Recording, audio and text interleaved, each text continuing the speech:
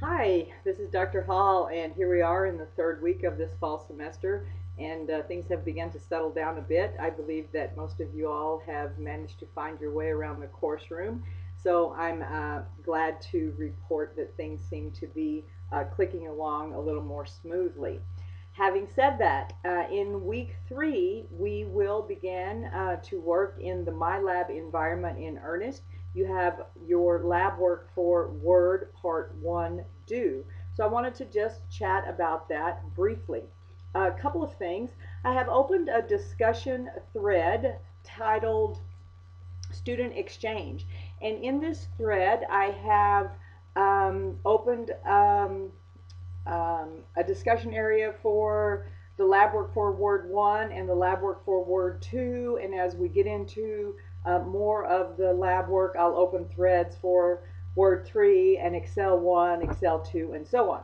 And so this is a student exchange, and this is where a place where I have just made it available for students to go in and post questions, post helpful hints, answers, just for each other. So as you begin to work in MyLab, and if you have questions, run into problems, if you discover things, shortcuts, workarounds, you may want to go in and use this area of the discussion board as a place, as a message board kind of exchange for each other.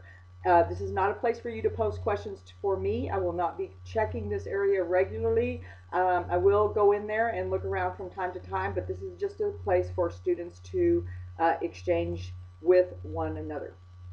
Uh, Also, as you're working in MyLab, please be very careful to read very carefully the grading parameters for this lab work. For example, the training exercises are pass-fail at 70%.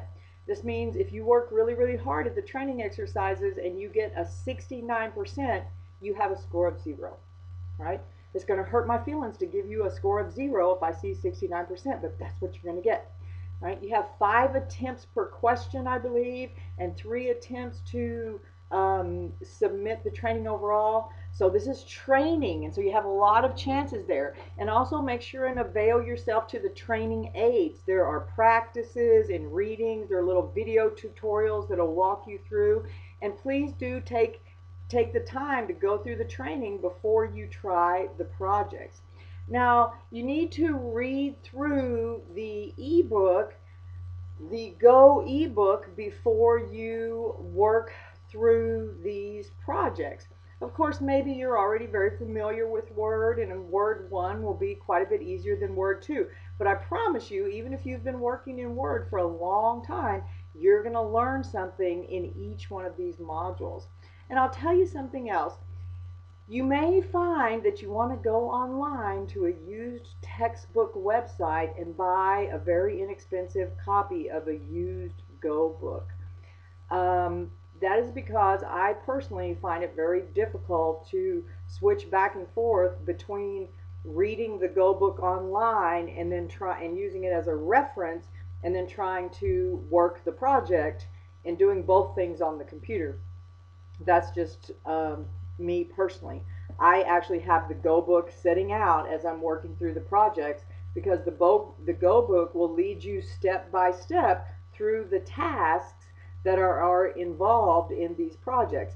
It's not the same project, but the Go book, each chapter will lead you through a set of exercises that have the same sort of skills that are necessary to successfully complete the projects.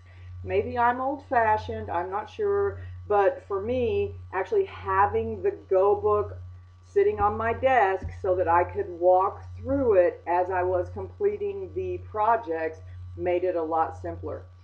You have a few attempts on Project A also, right? And there the pass-fail is 75%. So I recommend that you do Project A first. Project B is a different project. The level of difficulty will be about the same, but you only have 2 attempts.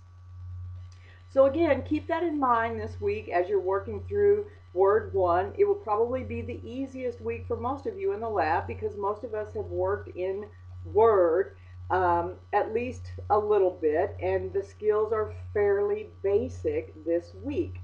but you'll see what I'm talking about as you begin this lab.